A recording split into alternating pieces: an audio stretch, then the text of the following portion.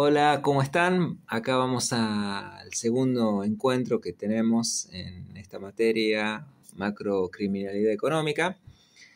Y primero, antes de adentrarnos a los temas que tenemos más o menos pensado, repasemos un poquito lo que habíamos visto en la clase anterior, en la reunión anterior. ¿Se acuerdan que habíamos visto que el lenguaje es un conjunto de símbolos abstractos que no solo sirven para comunicarnos entre nosotros, sino que son los ladrillos, que son aquellos significantes a través del cual percibimos y significamos al mundo y nos permite comprenderlo como animales racionales que somos? Cuando yo quiero entender al mundo,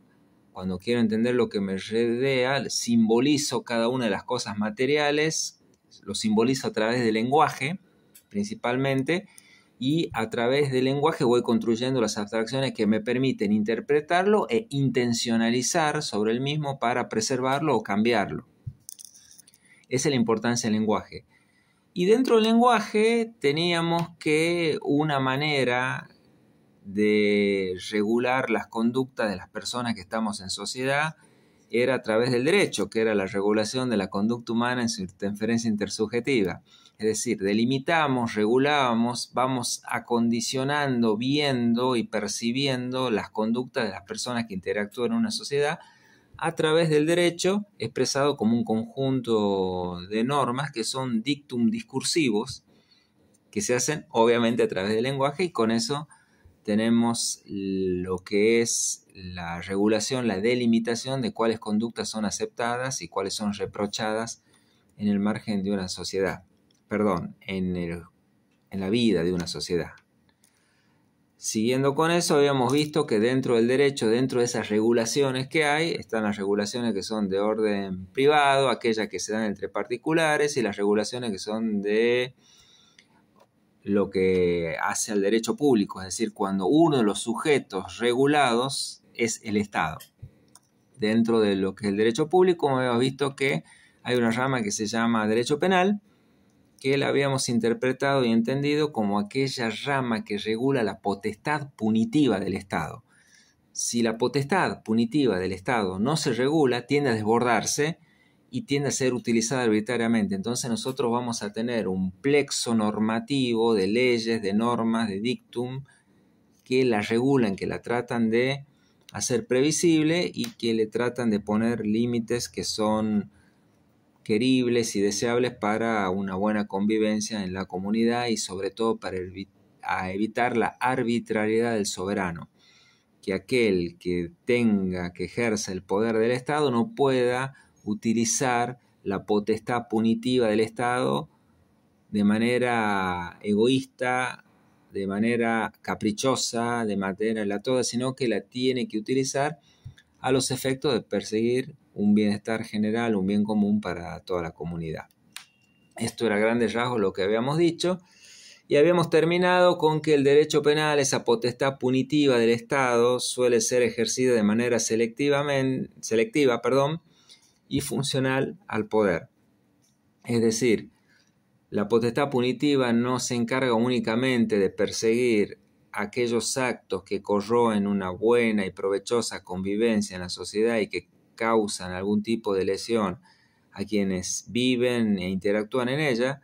sino que la potestad punitiva se utiliza para mantener en el poder a determinado grupo que ha alcanzado la hegemonía, o es utilizada para perpetuarse o de manera funcional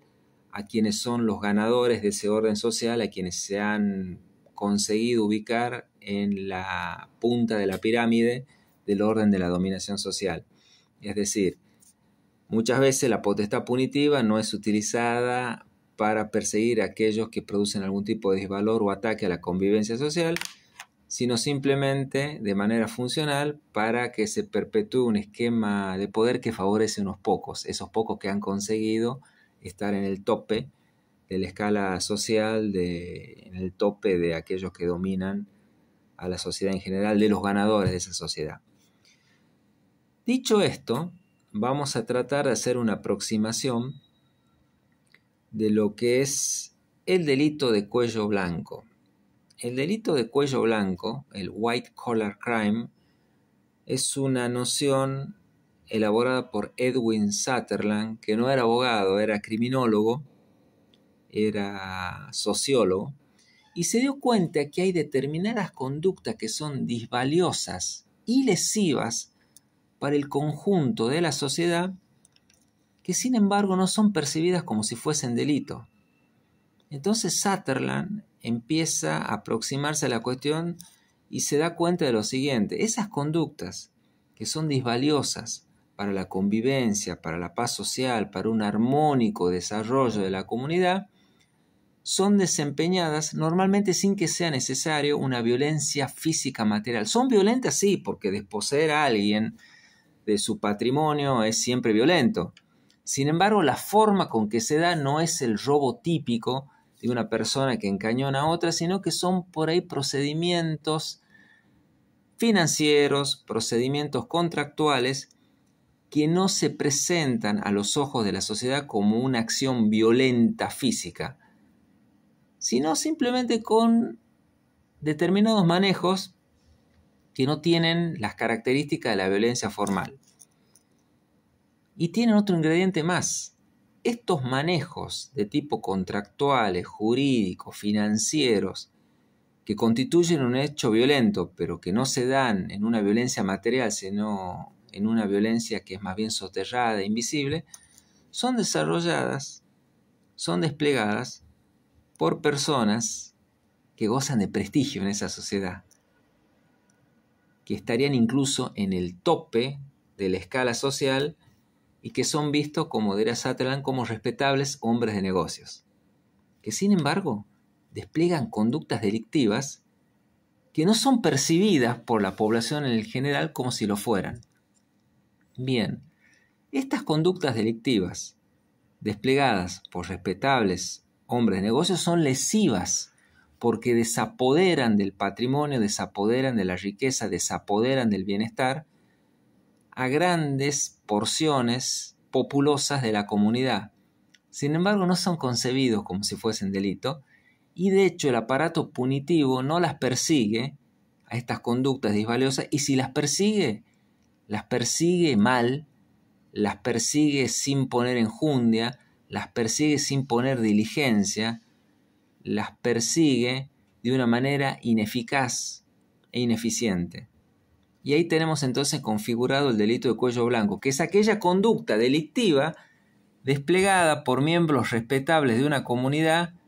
que son lesivas para la sociedad, pero que no conllevan una violencia material apreciable y divisible. ¿Qué es esto? Pongamos un ejemplo de un delito de cuello blanco. Un típico ejemplo de delito de cuello blanco fue la crisis subprime en los Estados Unidos.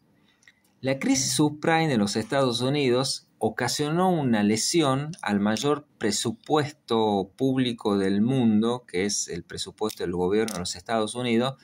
Se calcula más o menos en 2/3 partes de ese presupuesto millonario. En aquella época era algo así como 18 billones de dólares, billones latinos, o sea, para los anglosajones el billón son los 1.000 millones. Para los latinos el billón es el millón de millones, o sea, 18 millones de dólares es el presupuesto en aquella época del 2008 de los Estados Unidos. Bueno, calculen ustedes que aproximadamente